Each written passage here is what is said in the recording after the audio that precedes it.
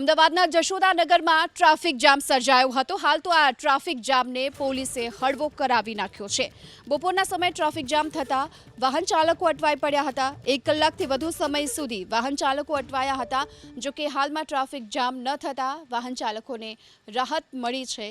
1 કલાક સુધી અહીં વાહન વ્યવહાર ઠપ જોવા મળ્યો હતો। જશોદાનગરમાં પોલીસે પહોંચી અને આ ટ્રાફિકને હળવો કરાવ્યો છે।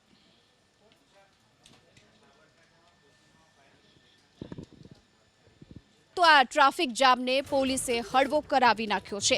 બપોરના સમયે ટ્રાફિક જામ થતા વાહન ચાલકો અટવાઈ પડ્યા હતા। 1 કલાકથી વધુ સમય સુધી વાહન ચાલકો અટવાયા હતા। જો કે હાલમાં ટ્રાફિક જામ ન થતા વાહન ચાલકોને રાહત મળી છે।